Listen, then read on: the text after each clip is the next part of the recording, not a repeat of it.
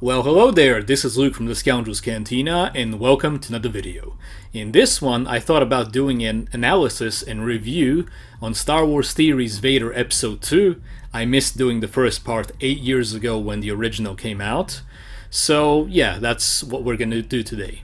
I thought about doing an actual reaction, but usually when I'm watching something for the first time, I simply wanna absorb it and go into it fully without, giving stupid comments and fake reactions. So this is what we're gonna do. Also, I want to congratulate Star Wars Theory for releasing Vader Episode 2 after so many years and putting in well over $1 million into this thing. Let's be honest, if any of us fans, for the most part, would get our hands on $1 million, we would definitely live our life and not really give something like this to the fan base for free. And that shows how much Star Wars Theory has passion despite what the critics say. Now, on the other hand, despite that, I'm going to be very critical on the fan film and honest in my review of it, because I've noticed a lot of inconsistencies, minor ones though, regarding some details there, because I'm a lore guy, but he gets a pass and gets creative liberties since he made a fan film out of pocket, and I'm guessing wanted to use some specific models and troopers and vehicles that he wanted to use, which is completely fine. Now, you can call me a hypocrite, because if Disney did a thing like this, I would be even more critical of it, because Disney doesn't get a pass. They are a multi-billion-dollar company that has people hired to have consistent lore there, and they still fail at it. So I just wanted you guys to keep that in mind. Anyway, let's begin. Okay, as you guys can see, this establishes that this is 8 months after Revenge of the Sith, aka after the rise of the Galactic Empire, as you can see here. So that means it's 18 BBY, aka 18 years before the Battle of Yavin, 1 year after Revenge of the Sith. That means a lot. It's the Dark Times era. Now, with that said, at the beginning, we have an opening shot of a Venator-class Star Destroyer. Although this is my minor gripe, it's not really important. After all, Theory can have creative liberties, and I completely get it, using the original red, colored, red-painted Venator-class Star Destroyer. I get why he used it. It's freaking gorgeous, much prettier than the gray ones that are supposed to be seen here in the Dark Times era. Although it is an inconsistency, so whether Theory is using the EU timeline or the canon timeline, or mixing it as I usually like to do, even if this is definitely headcanon, let's be honest. So he's technically mixing both, but in both variants, this is not supposed to be a thing. The Venator is supposed to be gray in this time period, specifically because of the next shot that we're gonna see, which is most definitely accurate here. So, basically why I'm saying this is that the new class shuttle that we're looking at right now is gray. It no longer has the Republic red, and that is most definitely accurate, as we've seen in the Bad Batch series. Now, another detail, as you can see here, are the TIE fighters, which, contrary to popular belief, are also accurate to 18 BBY, because that is when they are created. So basically the only inconsistency within the Dark Times era here is the Venator having the red paint job still. So yeah, that's like the only minor gripe here, but I get it. I mean, behind me I have my UCS Lego UCS Venator class Star Destroyer. I love this thing, and the red is simply iconic, let's be honest. Okay, so basically the 501st Legion troopers are sent here to Naboo to hunt down some Jedi, but we'll get to that in a moment. Okay, so I've watched the previous Episode 1 fan film and the cinematics for Episode 2, where Mace Windu appears, killing the white Phase 2 clone troopers that went down the hole. And also I've seen the cinematic where Vader comes down there and has a flashback of himself or something. So what I don't understand specifically here is when does this specifically take place? So did the 501st troopers that have arrived here, have they gone in before Vader already has, regarding the other two cinematics, after Mace Windu already slaughtered the Phase 2 white clone troopers, Or the thing is, I don't understand when this takes place and if he considers the two side cinematics as canon in his fan films, if you know what I mean. Nonetheless, the model looks phenomenal. Okay, so as you can see here, I don't know when this happens, because if we look at the other cinematics, in one, Vader has already been down there. In another, when Mace Windu slaughters these troopers over here, Vader is hurt at the end, and Mace Windu simply turns to him with a turned-on lightsaber. So that's the inconsistency I don't get. Sure, it can be considered like a cinematic, like a preview of sorts, just like when they make Star Wars games, and like for example in The Force Unleashed, we have Galen Merrick pulling down a Star Destroyer in some teaser trailer, and it never happens like that in the game.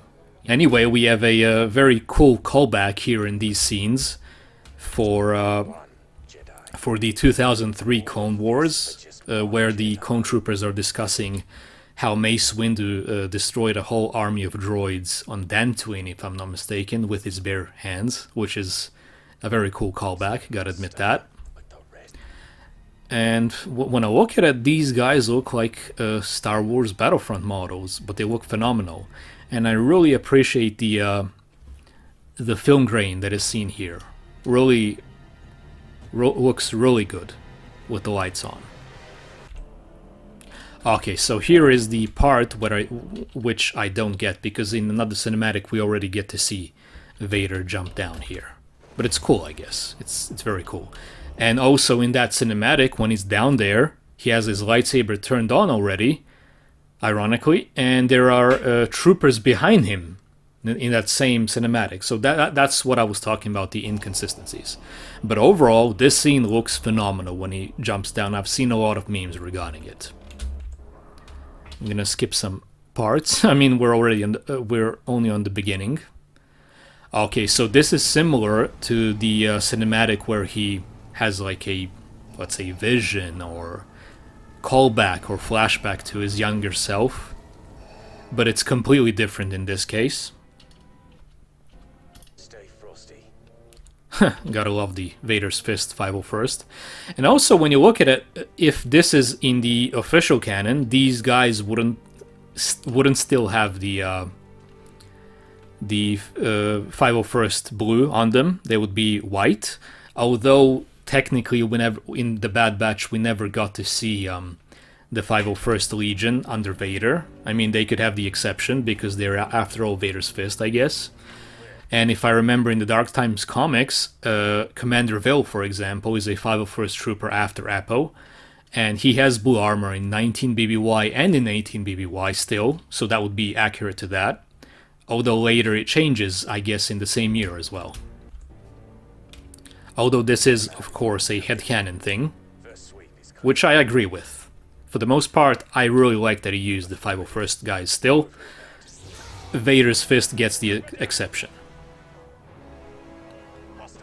It sounds like I'm constantly complaining about this, but overall this is phenomenally made. I really enjoyed the 22 minutes. It's like a Clone Wars episode.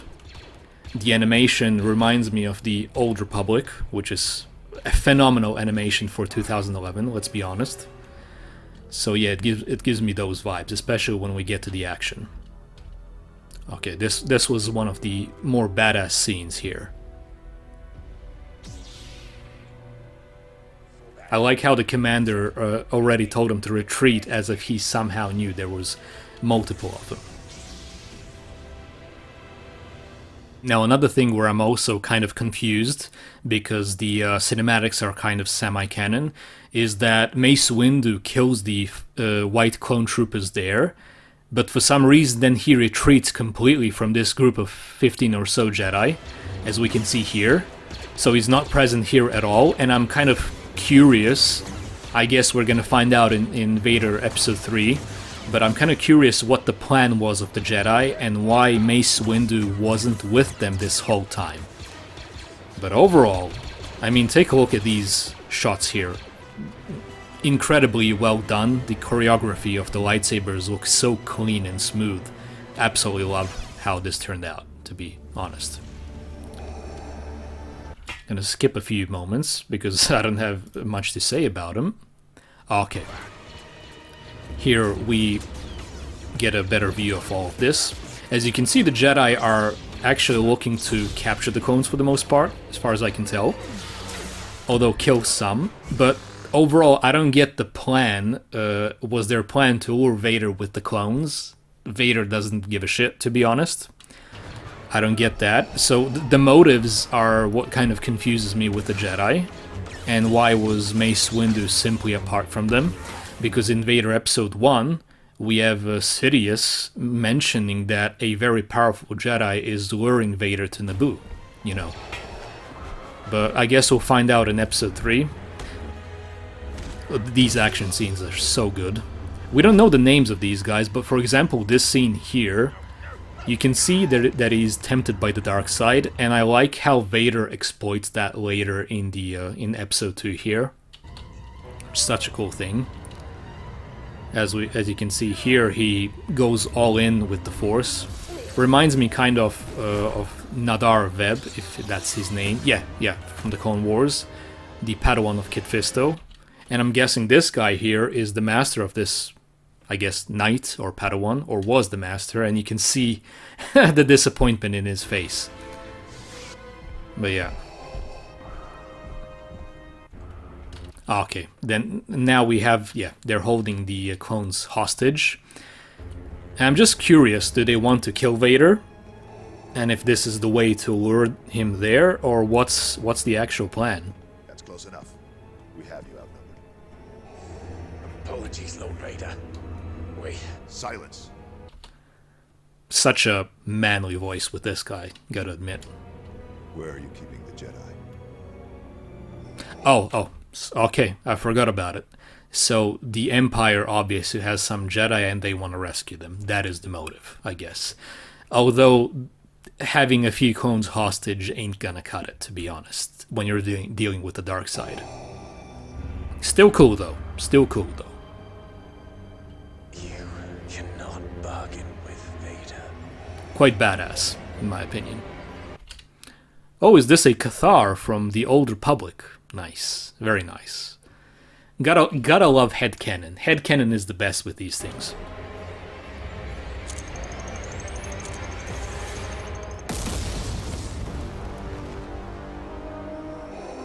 Okay, so the plan is foiled, basically. They're screwed.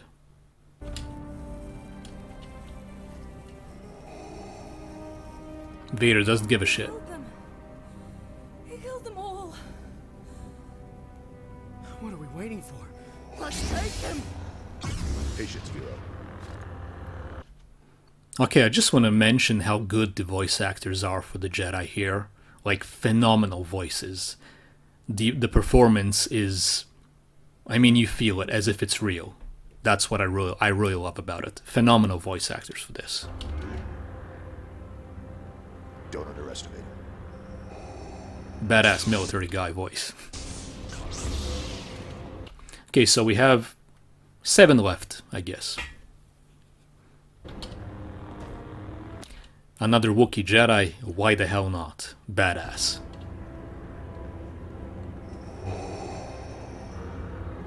Nice variety, to be honest. Stick to the plan. Remember your training. He's such a military voice. Feelings make you powerful. Murderer. Oh, there is the part where Vader already sees his anger, basically, and is trying to use it against him. Don't give in to It was established earlier when he killed the 501st Shall I Trooper. inform you Yeah. of how I took the youngling's life? Oh yeah, he's gotta tempt him more a bit. Now what's funny here, in my opinion, is kind of that the Empire knows that the Jedi are there. They have this base established, let's say, around the Naboo Palace, and Fox is just like a quest giver chilling there and waiting for new arrivals to try and beat the Jedi. The Jedi are just, in the Naboo Palace, they're not touching the quest giver, and Fox is just there, waiting for new arrivals. I find it kind of funny in a way. It's weird, I guess, but it's cool. Sir, all vitals for our men have just gone offline. Captain Phoenix, send in your troops. On our way, Commander. Okay, this is actually quite accurate to Revenge of the Sith in a way, even though we weren't shown a clone commander there per se. Although we know that Commander Thyre is identified to look for Yoda in Revenge of the Sith, and Commander Fox here calls this guy Captain. So this is a ranked Coruscant Guard trooper. And he looks like a regular clone trooper, just like Thyre looks like a regular Coruscant Guard clone trooper in Revenge of the Sith. So this is accurate. This is paying attention to detail. I really like that. Iconic sound. On their way, my lord. Hero, stop.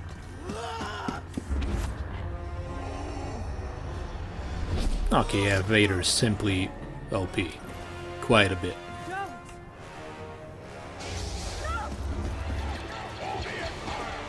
Oh, they're already here.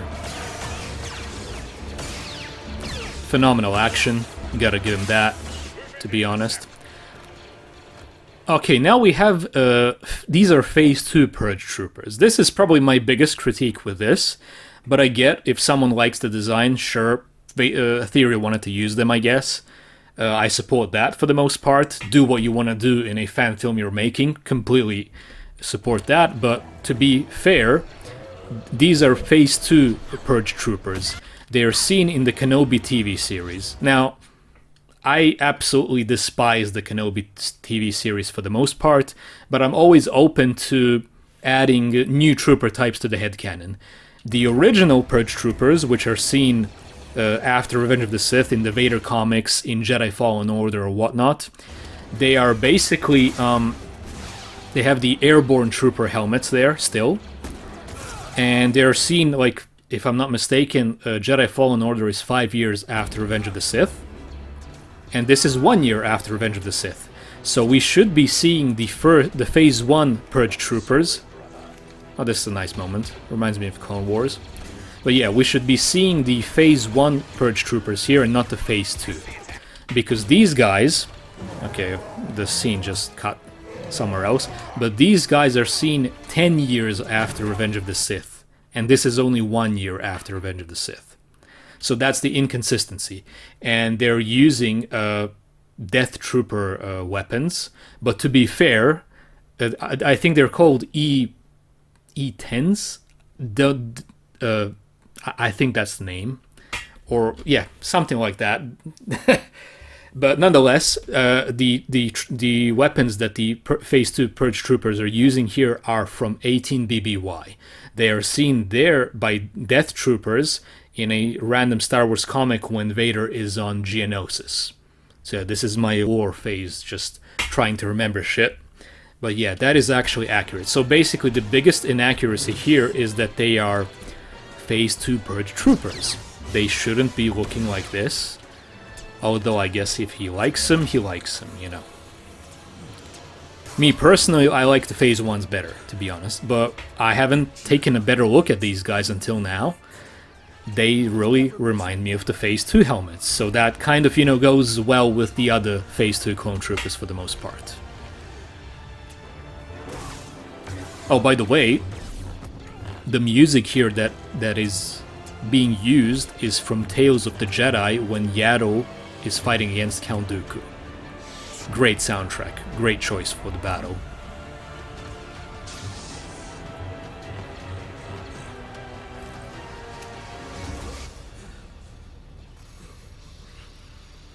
Honestly, the first time I watched it, I really hoped that this guy survived, but, you know, Vader hasn't even taken out his lightsaber thus far. Oh, and by the way, this saber is available at Theory Sabers for the most part, just so you know. I'm definitely positive for that because I have my own Cantina sabers, work for the same company as Theory, TXQ.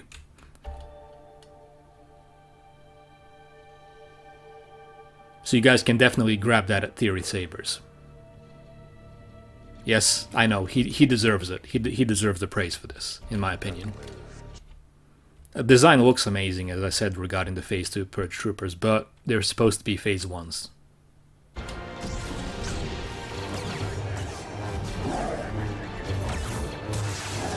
Great choreography as always. You know, you'd think with 15 Jedi you'd be able to take Vader or whatnot, but Vader hasn't taken out his lightsaber so far, and you have like 20 troopers and 15 Jedi are cut in half, and it seems like it's basically over. I've seen some criticisms online regarding this standoff, but this seems like a callback to the Geonosis arena, you know? The Jedi are prepared, they're outnumbered, and this is the way to kill Jedi, if you guys remember, in Order 66. Both in Revenge of the Sith and in other media, like the Bad Batch and whatnot. So yeah, this is like a standoff, they're preparing to die for the most part. Although, this is probably the best part of the fan film, in my opinion. Specifically because we know what's coming. Although then it begs the question of what Mace Windu has been doing while this was going on. That's what I don't get, but I guess we're gonna find out in episode 3. And I'm kind of worried in a way because Darth Sidious does mention that Vader is gonna have to take care of this by himself when Fox, you know, is annoyed that they're losing or whatnot. And in the canon, we know that Vader has to survive, so I'm curious, is Mace Windu also gonna die for real this time, or survive further? I don't know. I don't know, and I'm not even sure which I prefer at this point. I mean, if you're just gonna get him back to kill him off, it's kind of what Disney does in a way, but you know, you want the guy to survive in some way. Although I'm sure Theory has a well planned out series for this, and I'm very excited to see what happens there. Badass.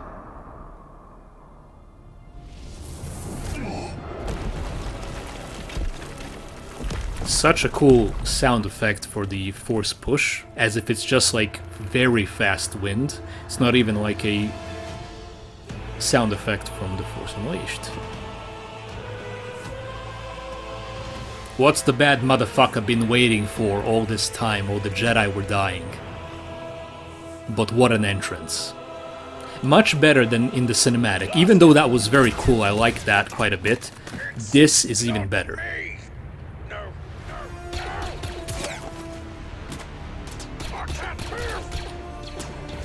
They really did him justice. There goes the head. Badass.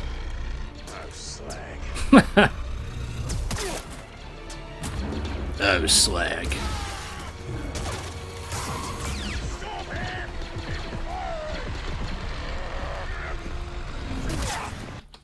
Now, I've also seen some videos criticizing Force Slow that we see here, as if Theory is borrowing from the sequel trilogy, and they were talking shit about him for doing that. As if absolutely everything from Disney canon is bad. I mean, as you guys know, I've always been a critic of Disney, and I absolutely hate what they did with Star Wars for the most part, but when there's something good, I'm not gonna ignore it. I have no reason to talk shit about that if it's good. And for example, this is a very cool Force power. I see no reason why not implementing something good, even though the overall product is bad like the sequel trilogy, and taking it into a different era of Star Wars, which actually is good. Because this fan film is, for the most part, awesome, in my opinion. And it's a very good implementation into headcanon, as I always like to mention, and using this power. I see no reason why not to do that. Like, who cares if it's Disney canon and if it's something good that's taken to elevate something else, like a fan film, for example. Badassery.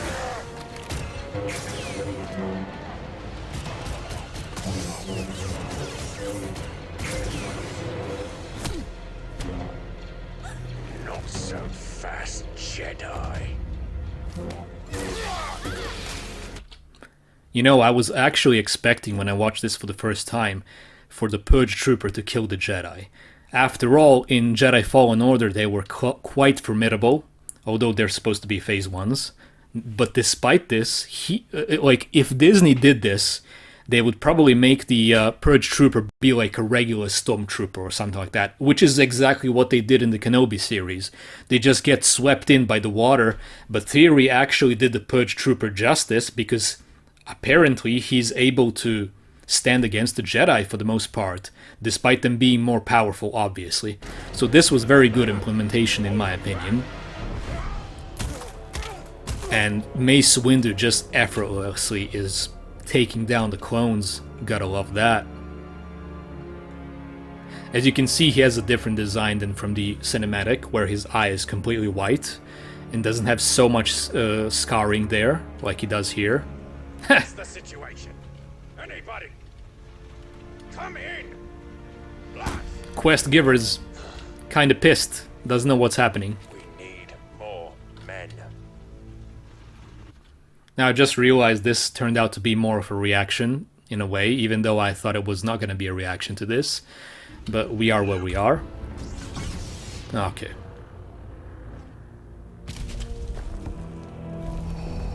Why the hell not, guys? If I have some commentary for it, why the hell not, I guess.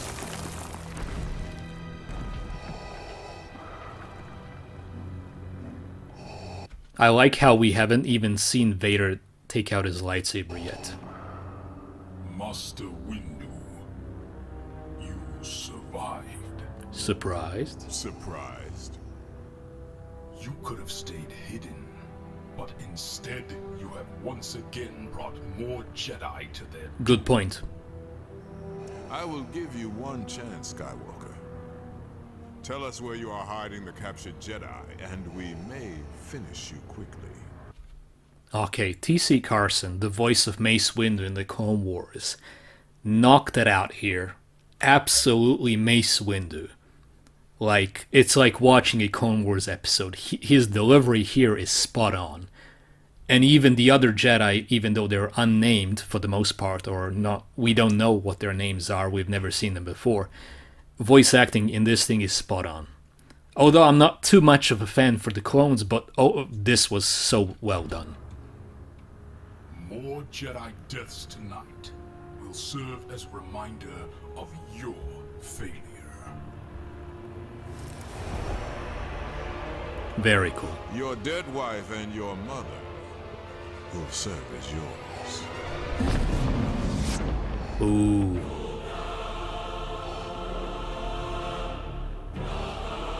It's like when a Force user wants to choke another and he can't because of the Force barrier. Well, Mace Windu seems to have that on elevated levels above the rest. Especially since he has personal beef with Vader. And I also really like how he implemented a yo mama joke here.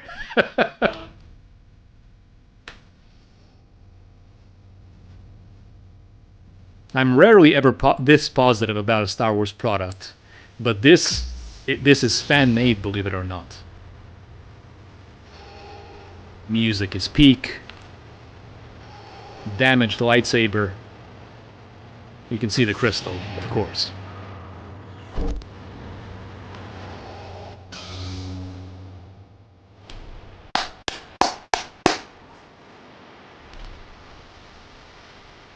Well done, Mr. Theory. Well done, man. Anyway guys, this is it on my review and analysis of Vader Episode 2. I hope I wasn't too harsh on my fellow YouTuber Star Wars Theory. I'm just being honest.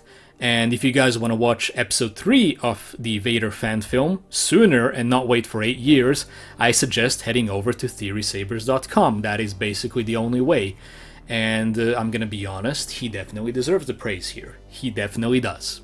Now, before we end this, I also make short films of my own, although I have a $0 budget and basically make them from scratch by myself.